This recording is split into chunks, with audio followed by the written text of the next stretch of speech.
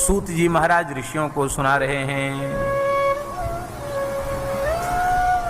सतयुग में मणिलिंग था, त्रेता में स्वर्णलिंग था, द्वापर में पारदलिंग की विशेष महिमा, लेकिन कलयुग में मिट्टी से बनाकर शिवलिंग के पूजन की विशेष महिमा का वर्णन किया गया। पार्थिव पूजन की विशेष महिमा है। जैसे देवताओं में महेश्वर श्रेष्ठ हैं, ऐसे ही लिंगों में पार्थिव लिंग श्रेष्ठ है। जैसे नदियों में गंगा जी श्रेष्ठ हैं, ऐसे ही शिवलिंगों में पार्थिव लिंग श्रेष्ठ है। जैसे मंत्रों में प्रणव श्रेष्ठ है, ऐसे ही शिवलिंगों में पार्थिव लिंग श्रेष्ठ है। जैसे वर्णों में ब्राह्मण श्रेष्ठ है, ऐसे ही लिंगों में पार्थिव लिंग श्रेष्ठ है।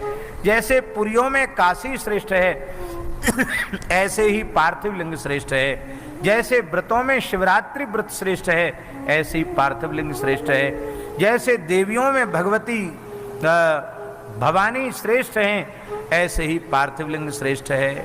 इत्यादि प्रकार से ये कहा गया कि पार्थिव लिंग की महिमा सबसे अधिक है।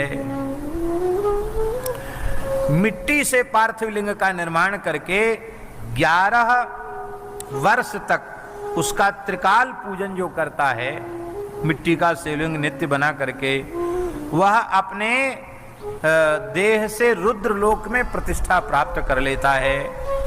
उस व्यक्ति के दर्शन स्पर्श से भी पापात्मा पाप मुक्त हो जाते हैं। ऐसे व्यक्ति को जीवन मुक्त शिव स्वरूप समझना चाहिए। तस्य दर्शन मात्रेण भुक्तिर् मुक्तिश्च जायते। ऐसे भक्त के दर्शन से भुक्ति मुक्ति प्राप्त हो जाती है। और जो जीवन पर्यंत व्रत लेता है मिट्टी का शिवलिंग बना करके पूजन करने का, वो अनंत काल तक शिवलोक में निवास करता है।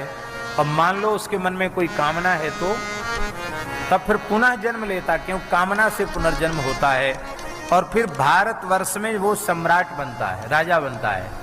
ऐसा उसका पुण्य है। इस प्रकार से इसकी अनंत महिमा है। अखंड पार्थिव लिंग होना चाहिए, सखंड नहीं होना चाहिए। अखंड का अर्थ है, बहुत से लोग मिट्टी का शिवलिंग बनाते हैं तो जलहरी अलग बना देते हैं और फिर मिट्टी का पिंड अलग बनाकर ऊपर से रख देते हैं, उसको सखंड कहा गया। वो सखंड नहीं होना चाहिए, अखंड होना चाहिए। माने पूरी मिट्टी को जलहरी और ऊपर पिंडी सहित एक साथ बनाना चाहिए, उसमें अलग भाग पिंडी का नहीं होना चाहिए। अखंड ही होना चाहिए, सखंड नहीं होना चाहिए। अब कौन कौन से लिंग अखंड होने चाहिए? पार्थिव लिंग तो अखंड होना ही चाहिए, मणिलिंग भी अखंड होना चाहिए। मणि से निर्मित लिंग भी जलहरी के सहित ऊपर तक अखंड होना चाहिए। स्वर्ण लिंग भी अखंड होना चाहिए, पारद लिंग भी अखंड होना चाहिए। इसलिए यहाँ जो पारदेश्वर विराजमान है, वो बड़े प्रसन्नता हमको हुई जब हमने शिव पुराण में इस विषय को देखा कि यहाँ जलहरी भी अखंड पारद लिंग विराजमान है। बड़ी महिमा है। स्फटिक लिंग में भी जलहरी भी स्फटिक की होनी चाहिए, वो भी उत्तम पक्ष यही है कि वो अखंड लिंग होना चाहिए। और पुष्पराग लिंग, पुष्पराग का मतलब होता है पुखराज, जो पुखराज रत्न होता है बृहस्पति का, उसका शिवलिंग, वो पुखराज से निर्मित शिवलिंग भी अखंड होना चाहिए। और पार्थिव लिंग को भी अखंड बनाना चाहिए। रत्नजम हेमजम लिंगम पारदम स्फाटिकम तथा पार्थिवम पुष्परागोत्थम अखंडंतु प्रकारयेत। इनको अखंड ही बनाना चाहिए। खंड बनाने से अपराध लगता है। क्यों? बोले इसलिए लगता है कि वेदिका तु महाविद्या लिंगम देवो महेश्वरः अतो स्थावरे लिंगे स्मृता श्रेष्ठा द्विखंडता। वो दोनों के सहित शिवलिंग पूरा है। वेदिका जो है साक्षात जगन माता भगवती पार्वती हैं, और पिंड लिंग के रूप में साक्षात भगवान शिव हैं। इसलिए उमा महेश्वर का संयुक्त पूजन है वो है, ऐसा समझना चाहिए। बड़े शिवलिंग को स्थिर करके मंदिर बनाकर स्थापना करनी चाहिए, और 1 अंगुल तक के शिवलिंग को साथ में रखकर चरलिंग के रूप में पूजा करनी चाहिए। अब पार्थिव लिंग के पूजन में मिट्टी कैसी होनी चाहिए, विप्रे गौरा स्मृता शोणा बाहुजे पीतवर्ण का वैसे कृष्णा पाद जाते अथवा यत्रिया भवे। उत्तम पक्ष है कि ब्राह्मण श्वेत रंग की मिट्टी से पार्थिव शिवलिंग बनाए, क्षत्रिय लाल रंग की मिट्टी से पार्थिव शिवलिंग बनावे, वैश्य पीली रंग की मिट्टी से पार्थिव शिवलिंग बनावे और शूद्र काले रंग की मिट्टी से शिवलिंग बनावे, अथवा जैसी भी जो मिट्टी जहां उपलब्ध हो उसी से शिवलिंग का निर्माण करे। जो संध्योपासनादि संपन्न शिखा सूत्रधारी द्विजाति हैं, वे वैदिक मंत्रों से अलग अलग मंत्र दिए हुए हैं मूल में, उन मंत्रों से किस मंत्र से मिट्टी उठावे, किस मंत्र से जल मिलावे, किस मंत्र से पिंड बनावे, ये सारी बात अलग अलग लिखी है। किस मंत्र से कौन सा पदार्थ निवेदित करे ये लिखा है। और बाकी लोगों के लिए बड़ी सुविधा दे दी है, केवल शिव शिव नाम का उच्चारण करता चला जाए, शिवाय नमः शिवाय नमः शिवाय नमः शिवाय नमः कहता हुआ चला जाए और सारी पूजा मिट्टी का शिवलिंग बना करके संपन्न कर दे। उसको ज्यादा खट चक्कर नहीं है, उसको तो सीधा साधा काम। बोलो भक्तवत्सल भगवान की जय। और इसके बाद भगवान को नमस्कार करे, ध्यान करे भगवान का। और वो ध्यान का श्लोक तो बहुत प्रसिद्ध है, ये शिव पुराण का श्लोक है। दो श्लोक हैं, उनमें एक श्लोक अप्रसिद्ध है, एक प्रसिद्ध है। पहले अप्रसिद्ध वाला बोल देते हैं। कैलास पीठा सन्मध्य संस्थम, कैलास पीठा सन्मध्य संस्थम, भक्तैः सदा सनन्दादि विरज्यमानम्, भक्तैः सनन्दादि विरज्यमानम्, भक्तार्तिदावानलमप्रमेयम्, ध्यायेदुमां लिंगित विश्वभूषणम्, ध्यायेदुमां लिंगित विश्वभूषणम्। दूसरा श्लोक जो बहुत प्रसिद्ध है, ध्याये नित्यं महेशं रजत गिरिनिभं, चारुचंद्रावतंसं रत्नाकल्पोज्ज्वलांगं, परशुमृगवरा भीतिहस्तं प्रसन्नं, पद्मासीनं समन्तात् स्तुतममरगणैर्व्याघ्रकृत्यं वसानं, विश्वाद्यं विश्ववन्द्यं निखिलभयहरं, पंचवक्त्रं त्रिनेत्रम्। ये विद्येश्वर संहिता के 20वें अध्याय का 52वां श्लोक है। कितना बढ़िया भगवान शंकर का ध्यान है, कैसी सुंदर भगवान की शोभा है। ध्याये नित्यं महेशम, नित्य ही महेश्वर का ध्यान करे। रजत गिरि निभम, ऐसे लगता मानो चांदी का ही पर्वत हो, ऐसी कांति उनकी गौर है। मस्तक पर मनोहर चंद्रमा का मुकुट है, रत्नों के आभूषण धारण किए हुए हैं, श्रीअंग चमक रहा है, 4 भुजाएं हैं, परशु मृगमुद्रा, वरमुद्रा और अभय मुद्रा आप धारण किए हुए हैं। कमल के आसन पर बैठे हैं, देवता चारों ओर खड़े होकर स्तुति कर रहे हैं। वस्त्र के रूप में व्याघ्र का चर्म धारण कर रखा है, विश्व के आदि कारण हैं, संसार का भय हर लेने वाले हैं, 5 मुख हैं और 3 नेत्र हैं। ऐसे भगवान शिव का ध्यान करना चाहिए। फिर मंत्र का जप करना चाहिए और इसके बाद शतरुद्री का पाठ करना चाहिए, उससे भगवान शिव का स्तवन करना चाहिए। और अंत में अक्षत पुष्प लेकर के, अंजलि लेकर के प्रार्थना करनी चाहिए। तावकस्त्वद्गुण प्राणास्त्वच्चित्तोऽहं सदा मृड कृपानिधे इति ज्ञात्वा भूतनाथ प्रसीद मे अहं पापी भवानद्य पावनश्च भवान् महान् इति विज्ञाय गौरीश यदिच्छसि तथा कुरु। हे प्रभु, मैं महान पापी हूँ और आप महापापियों को पवित्र करने वाले हैं, ऐसा जानकर हे गौरीपति आपको जो अच्छा लगता हो हमारे साथ वही आप कीजिए, हम तो आपसे प्रार्थना ही कर सकते हैं। इसके बाद स्तुति प्रार्थना करने के बाद दंडवत करे और दंडवत करने के बाद ततो गलरवम कृत्वा, इसके बाद शंकर जी के सामने गलरव करे। गलरव जानते ना, ब्रू ऐसे ऐसे करते ना, मुंह फुला करके ऐसे ऐसे गाल बजाते हैं, तो शंकर जी के सामने गाल बजावे, गलरव करे। गलरव क्यों करे? गलरव का अर्थ क्या है? जब भगवान शंकर के अपराध से दक्ष का मुख बकड़े का हो गया और जब उनका यज्ञ पूर्ण हुआ, उन्होंने पुनः भगवान शिव का पूजन किया तो वे स्तुति करने लगे।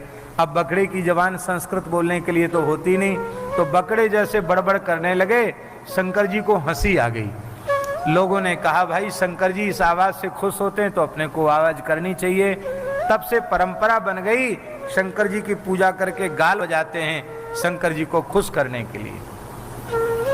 पर इसमें अर्थ यह लेना चाहिए, ब्रह्मा जी का पुत्र दक्ष, प्रजापति नायक दक्ष, शिव अपराध के कारण, शिव निंदा के कारण बकरे के मुंह वाला हो गया।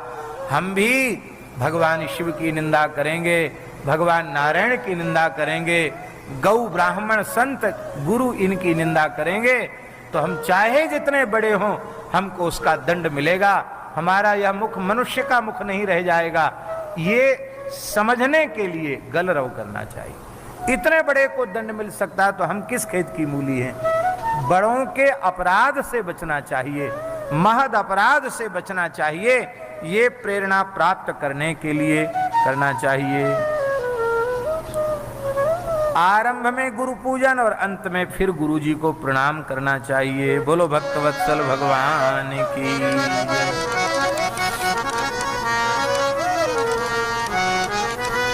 विद्या प्राप्ति की कामना हो तो 1000 पार्थिव लिंग का पूजन करना चाहिए। धन चाहने की इच्छा हो तो 1500 पार्थिव लिंग, वस्त्र की इच्छा हो तो 500 शिवलिंग, और मोक्ष की कामना हो तो 1 करोड़ पार्थिव शिवलिंग का पूजन करना चाहिए बना करके। और भूमि के विलासा हो, इस समय तो गायों के लिए भूमि की बहुत जरूरत है पूरे देश में, तो लिखा है 1000 पार्थिव शिवलिंग नित्य पूजन करना चाहिए, फिर भूमि की कमी नहीं रहेगी। प्राणी मात्र के प्रति हमारे मन में दया भाव आवे, क्रूरता हमारी चली जाए तो 3000 पार्थिव शिवलिंगों की इच्छा करनी, पूजा करनी चाहिए। तीर्थ यात्रा करने की इच्छा है, व्यवस्था नहीं बन पा रही है तो 2000 शिवलिंगों की पूजा करने से तीर्थ यात्रा। मित्र की प्राप्ति के लिए 3000। अलग अलग कामनाओं के लिए अलग अलग संख्याओं का वर्णन किया गया है। अंत में कहते हैं कोटि में काम तु लिंगानाम यः करोति नरो भुवि शिव एव भवेत् सोपि नात्र कार्या विचारणा। जो मनुष्य पृथ्वी पर 1 करोड़ शिवलिंगों का अर्चन कर लेता है वो तो शिव रूप ही हो जाता है, इसमें संदेह नहीं है। भारतवर्ष के कई क्षेत्रों में पार्थिव पूजा का बड़ा भारी महात्मा, बड़ा भारी प्रचलन है। इधर इस क्षेत्र में थोड़ा कम है पार्थिव पूजन का प्रचलन, पर बुंदेलखंड क्षेत्र में प्रायः कोई ऐसा गृहस्थ नहीं होता जो अपने जीवन में 1,00,000 सवा लाख पार्थिव शिवलिंग न बनवा ले। और वहाँ इस पूजा विधि के विशेषज्ञ ब्राह्मण हैं, वो यही कार्य करते हैं, उनको यही काम है, इसमें वो परंपरा से सिद्धहस्त हैं। पार्थिव पूजन में प्रायः वहाँ जो विधवा ब्राह्मण होते हैं, विधवा उपाधि वाले ब्राह्मण, वे पार्थिव पूजन के विशेषज्ञ होते हैं। बोलो भक्तवत्सल भगवान की जय।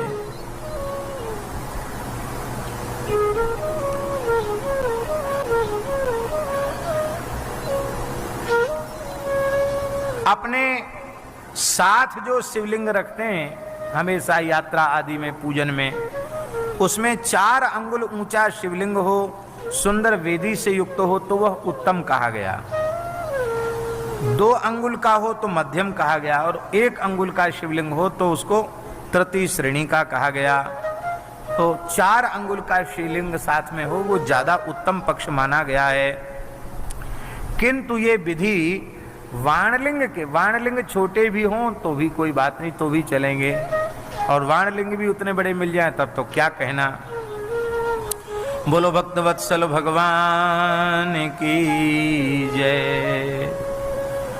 किम बहुक्तेन मुनयः स्त्रीणामपि तथान्यतः अधिकारोऽस्ति सर्वेषां शिवलिंगार्चने द्विजा। भैया शिव पुराण का वाक्य है, मिट्टी का शिवलिंग बनाकर पूजा करने का अधिकार प्रत्येक मनुष्य का है। कोई नीच से नीच मनुष्य भी जिसको लोग कहते हैं वो भी भगवान शिव की पूजा कर सकता है, क्योंकि वे जगत पिता हैं। मृत्तिका का शिवलिंग बनाकर शिव नाम लेकर वो पूजन कर सकता है, स्त्री हो चतुर्थ वर्ण का व्यक्ति हो।